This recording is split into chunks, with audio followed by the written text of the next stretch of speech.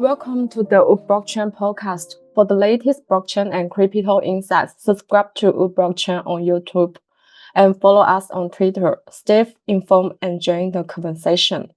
Today, we are excited to welcome Valentin, General Manager of xStocks, to discuss their project today. Let's dive in. Can you share the story behind xStocks founding? Some in the community have concerns about the previous venture, DAO and its unsuccessful ICO. Could you explain what happened and how it shaped xStocks? Yeah, absolutely. So I want to actually make something very clear. So I am the general manager of xStocks at Kraken. We are partners with Bakkt, who is the issuer, and I think the previous company that or project that they started is probably what you're referring to. But the reason that we got excited about xStocks is because of the way that it's structured and what it sort of provides in the future. So as part of joining the partnership for xStocks, originally it was between us at Kraken, Bakkt, and Solana. And we're expanding that partnership out with more centralized exchanges, more chains. But the reason that we liked it is because the way that the project was set up made sure that there weren't going to be any major issues in terms of the tokens that were issued. So very importantly, for each of these xStocks, unlike many other tokens, they're fully backed one-to-one by the underlying equity. In fact, they can't be issued until the underlying equity is actually purchased and custodianed. And so we liked that approach to make sure that there was full collateralization of each of these tokens that are issued. So why did xStocks choose the stock tokenization sector? What problem does it solve? Yeah, it's a great question. Fundamentally, the problem that we're trying to solve is allowing users, customers, investors to get on-chain exposure to equities where they don't normally have direct access to these equities. So, as part of our mission, certainly at Kraken, to try and expand financial inclusion worldwide, we want to make sure that we're giving people that want access to equities, especially US equities, access to finding a way to get on-chain exposure. Now, they're not actually buying the equities themselves, right? They don't have rights to the underlying share. They really just have the benefit of the synthetic exposure to the performance of that underlying stock. xStocks received strong support from Kraken. How did these partnerships come about? How did xStocks achieve such broad adoption across centralized exchanges and DeFi platforms? Yeah, so it's also a great question. So I can talk about the Kraken part very well because that's a part that I've been thinking about a lot and a big part of.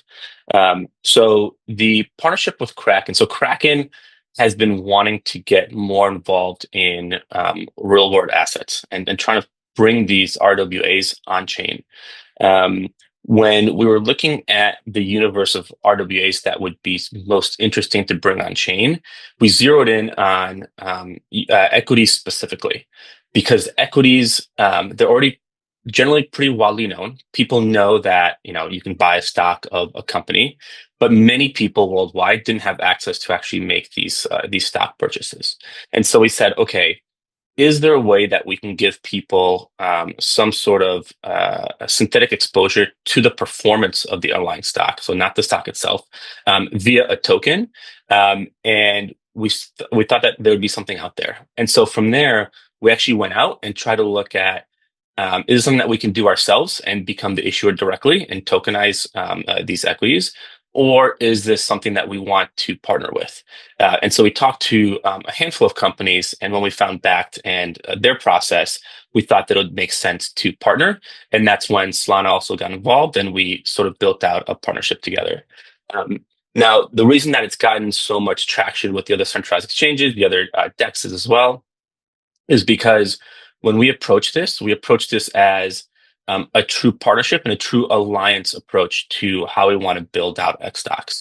So what that means is Um, while Kraken was the first centralized exchange to launch, um, every other centralized exchange or DEX or whoever else wanted to be part of this could actually go directly to Backed to get their own agreement and be able to do that. And so there's nothing special really about Kraken being part of this alliance, other than we happen to be the first centralized exchange to do it. But every other centralized exchange or DEX can actually also go to Backed, become an AP if they get approved, and issue these themselves. And so it's a very inclusive sort of partnership and alliance, and that's part of why it's gotten so much traction. So some might compare xStocks with existing players like Robinhood. How do you differentiate? Yeah, it's a great question. Robinhood announced their own product a couple of weeks ago now, in early July. I mean, one of the big differences is that xStocks are permissionless, whereas Robinhood is permissioned. So for the Robinhood product, yes, you can use it on Robinhood. You can buy the tokenized equities on Robinhood, but you can't take it off Robinhood's own chain. And so that's a sort of a big difference. For xStocks, they're permissionless. And so you can self-custody them. You can take them to any DEX that you want, any of the dApps, and there's a lot of usability there, especially because they're multi-chain. So you might have seen that, of course, initially we launched with Solana, but BNB Chain is also coming on live as well. Inc is also coming on live, and we have a couple other chains that we're finalizing deals with. So this is going to have an ability for you to self-custody and take those xStocks, those tokens, basically anywhere that you want. So are you worried about competition from major players like Binance or Coinbase launching similar products? We're not so worried about the competition. We frankly hope that they end up joining us. The reason that we built the partnership the way we built it is so that the other major players like Binance or Coinbase can feel comfortable coming in, and can work with our partners Backed, who's the issuer, to figure out a deal that sort of works for them. And so we're not super concerned about that. We hope that they can join us. If they don't and they do their own thing, that's fine too. But we wanted to make this partnership very inclusive, and leave the door open for anyone that wants to join us as well. Some people complain about the lack of liquidity, especially within centralized exchanges. How can this problem be solved? Yeah, it's a great question. And so the lack of liquidity is something that at Kraken we've been very, very diligent to try and solve initially. Kraken specifically hadn't had any issues with real lack of liquidity, mostly because of the way that we've built up inventory and how we deploy the inventory as well to users and customers. I've heard some other either DEXs or maybe other centralized exchange have sometimes struggled with liquidity. We think that this liquidity is going to get built up over time. So we think that this problem will resolve. And I know that Backed is doing more things to help provide some liquidity as well. Although I'd have to ask them exactly what those things are. But this is a problem that is my understanding is being worked on by the Backed team as well as the other exchanges that are offering this.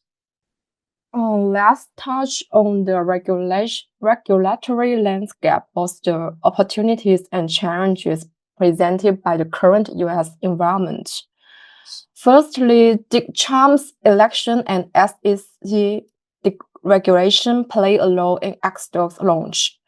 Previous attempts like FTX, Binance Mirror failed. How is xStocks different? Yeah, it's a really good question. Yes, the Donald Trump and the SEC in the US does play a very big part in how I think about this. For example, xStocks right now is not available in the United States, and that is intentional on everyone's part. It is not currently approved under the regulatory framework in the US, and until it is, certainly Kraken will not be offering it, and generally will not be available in the United States. And so we're actively working with the regulators to find a path. But until that happens, they just won't be available in the United States. Mr. M. Pierce wrote today that tokenized securities must consider and comply with federal securities laws. Will this have an impact on xStocks?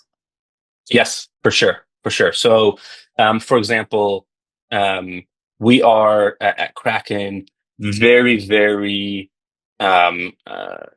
focused on making sure we're, in regulatory compliance when and how we launch it.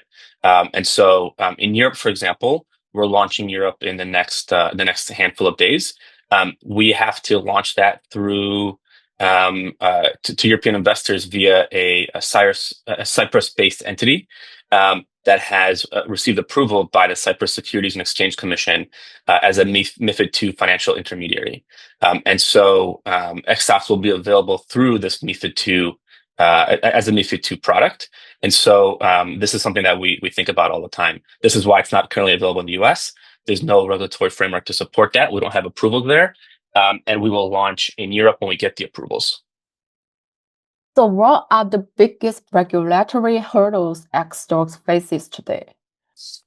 The biggest one is really helping each of the regulators that are reviewing this, especially in Europe and in the US, really understand xStocks and understand how they should be classified. That's sort of a big question. There's sort of three big ways that they can be classified, either as a digital asset, as a debt instrument, or as a security. And so regulators can take different views on those. And so within each of these regulatory conversations, we have to have the additional conversations around what that means. They have a lot of questions around how xStocks work and making sure that really that investors are protected. And that's something that Kraken cares really deeply about. And so those are sort of the conversations that we end up having with regulators. Mm-hmm. One exciting area is pre-IPO equity. Is there something xStocks plans to offer? It is very exciting, and it's something that we are talking about. I can't say anything too broadly yet, but it is something that we're looking at very, very closely, and I hope to have more to share soon on that in the next couple of weeks. Can you share what are xStocks' key development plans for this year? Key development plans, yeah. So definitely for this year, we want to continue with the expansion. I think that is going to be a big piece of it. Right now, it's available in the Asian markets, in the African markets, and the Latin markets. It's soon going to be available in Europe, and we hope that we can get this available in the US by end of this year as well. So that's a key plan.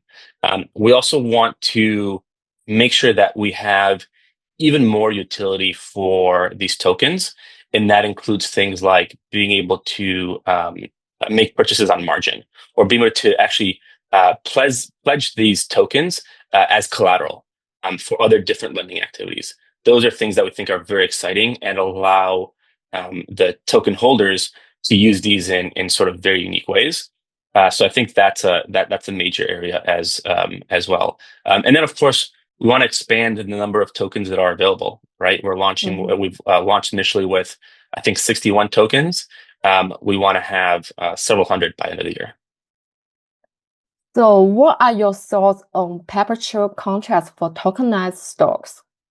Yeah, I think that's another interesting area. And I think when we think about derivative products, so like I mentioned, margin, for example, options, I think perpetual contracts also play a role there.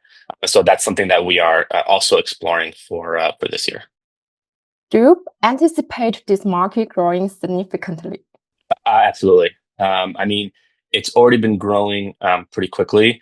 I think that the number of or the market cap of equities is in the many trillions of dollars, and we think that the demand for getting access to these equities on chain is very, very high. So as we're able to work with our partner Backed to add more of these equities on chain and begin to offer them to more of the users, we think that there will be continued growth. And I mean, look, the other players like Robinhood are doing this as well. So the market as a whole is going to continue growing.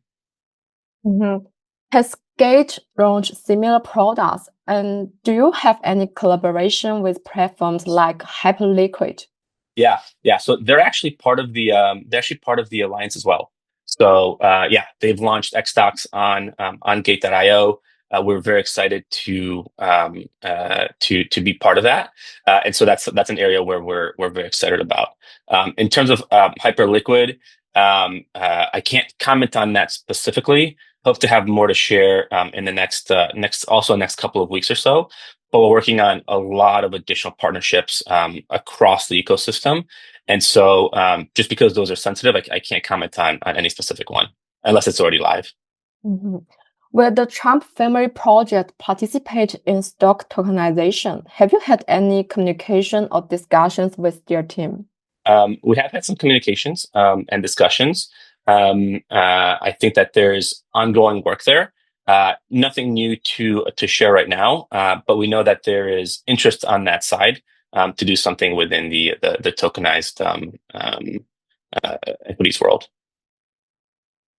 Oh, looking ahead, will xStocks learn more toward issuing its own token or pursuing a traditional IPO? Yeah, I think xStocks, or specifically back to the issuer, would most likely pursue a traditional IPO. But really, that's a good question to ask the backed team, and I'll make sure that that they get a chance to chime in here.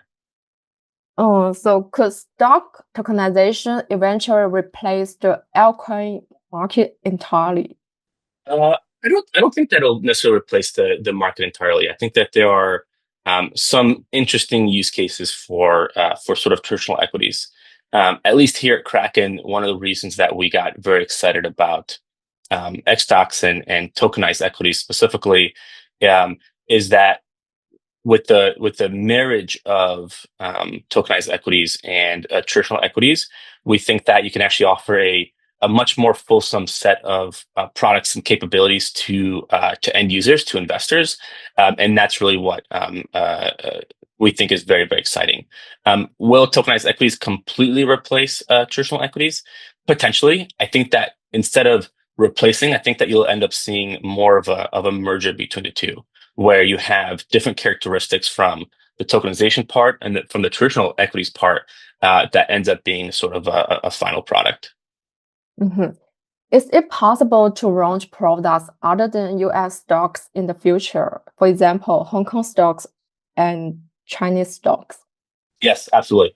We've had conversations with Bakkt about this already in terms of if they're able to launch non-US equities onto the platform, and they can. They need to be able to source the underlying equity in a very simple and clean way. But as long as they can do that, there's no technical reason why they wouldn't be able to launch equities from Hong Kong, China, or other locations. Anything else you'd like to share with our audience? Yeah, I think the thing that's most exciting for us is what the future of xStocks ends up looking like. Like I mentioned earlier, Kraken is a partner with xStocks. We're really supporting Bakkt. We're supporting Solana. We're supporting the other chains that are coming online, and frankly, we're trying to support the other centralized exchanges because we hope that xStocks can become one of the standards for tokenized equities.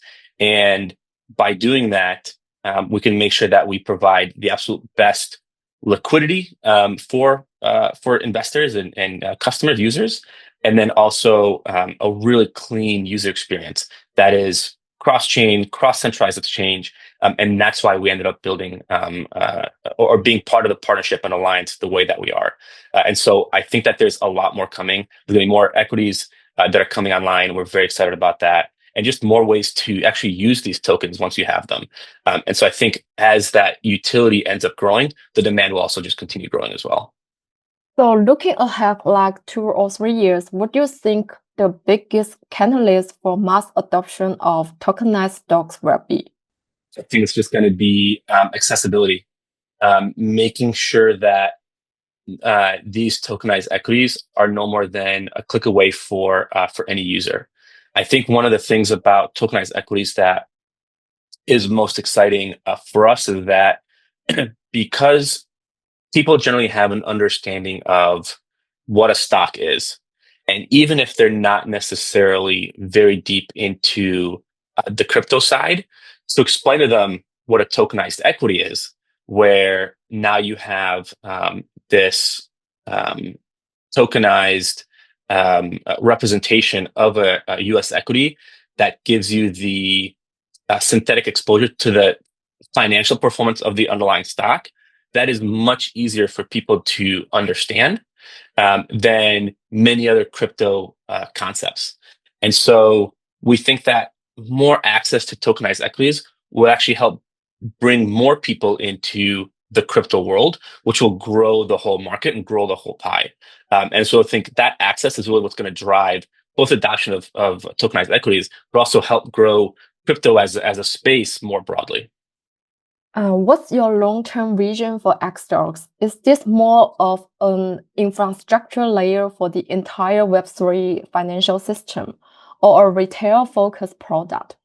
We certainly think that it can be an infrastructure layer for the financial service system.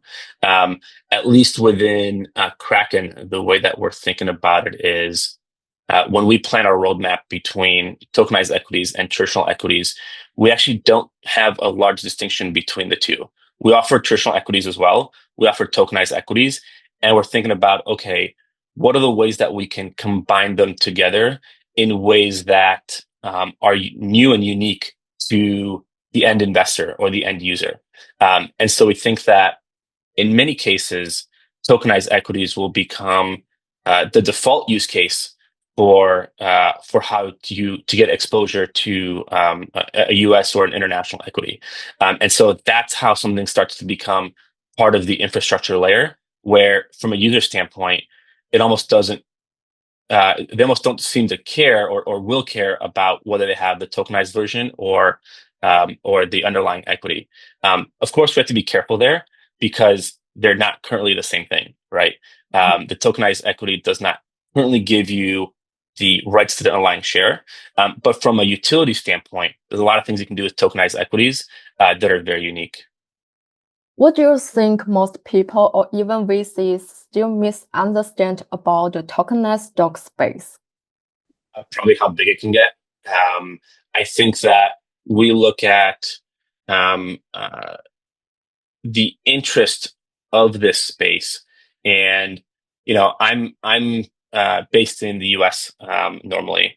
I think especially U.S. and maybe Western Hemisphere VCs or investors don't really understand the depth of demand that the rest of the world has for getting access to equities, whether the US equities or other international equities.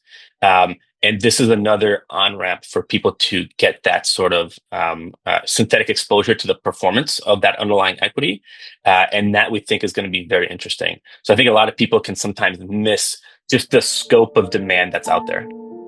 Okay, thank you, Valentin, for joining us today and sharing your insights. Thank you so much for having me. I really appreciated the time.